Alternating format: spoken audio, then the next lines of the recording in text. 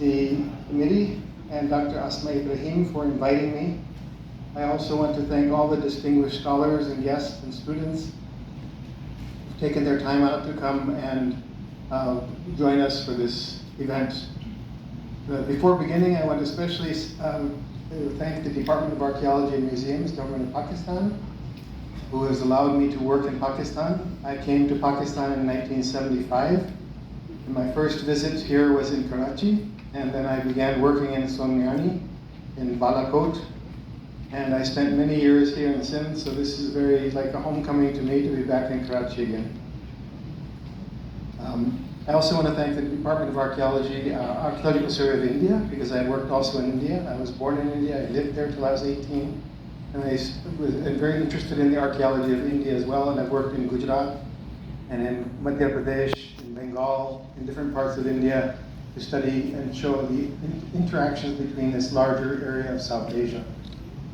I have many colleagues to thank. I don't have time to do that today, but I especially want to call out Omar Khan, who has started the Harappa.com website. If you haven't seen it, please go to see Harappa.com and you'll see a lot of information about the Indus and the important discoveries from this region.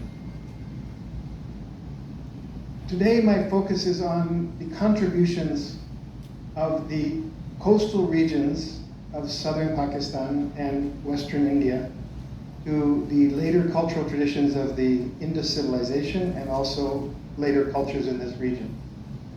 I've put this map up so that people can begin to understand that at 7000 BCE, so one of the earliest period when people were settling down, materials from the coast, from the Makran, actually even from Oman, from Karachi near Hawke's Bay, from Somniani, from the delta of the Indus, from Gujarat, all of these things were being traded inland to people far in the inland areas of the region. Archaeologists first thought that they were going only to Mehergarh, but now with work that I've been doing in Harappa, we can see that they were also connecting to Harappa.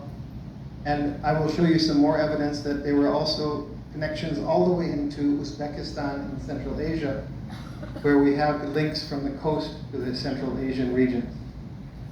Because of these movements from the coast to the highlands of Central Asia, we know that people were going back and forth. When people go back and forth, Rishta goes back and forth. There are other connections. It's not just artifacts, the people, there are marriage relations, families are interconnecting, and it makes a huge network that connects the inland regions to the coastal areas. Today we have countries, we have boundaries, we have Iran, Afghanistan, Uzbekistan, India, Pakistan, all these regions. They divide that area. In the past, those areas were not divided. So in Mehergarh, the burials, which are 800 kilometers from the coast, the people were buried in the ground with jewelry. A lot of that jewelry came from the coast near Karachi. Some of it may have actually come from Oman.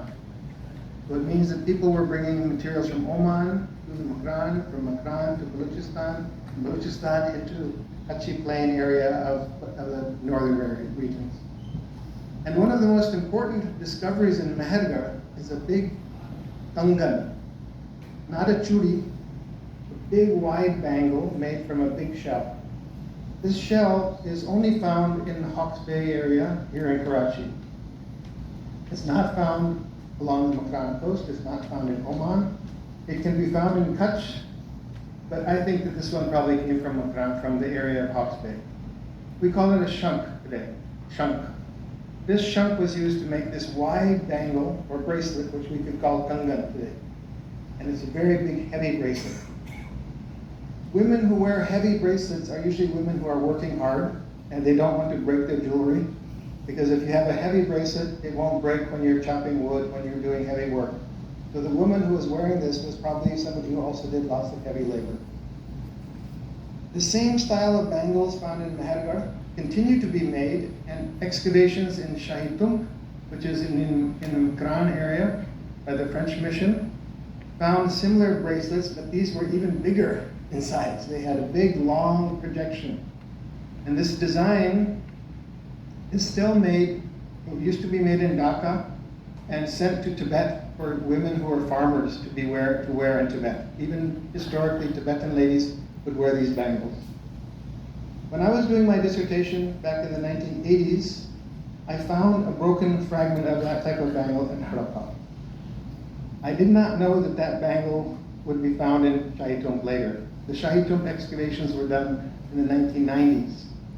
So 10 years earlier, I had studied the bangle from Harappa, and I had no clue that this was actually a very old bangle. So this bangle fragment from Harappa actually dates to 4000 BC. It dates from the very earliest phase of Harappa occupation. It means that a woman wearing one of these bangles probably was married to a family in Harappa in the Punjab and came wearing her bangles. This bangle was made in the coast, probably near Karachi, and then she moved in that region. In Shahi Tomb, in the later time periods, we also have other large bangles.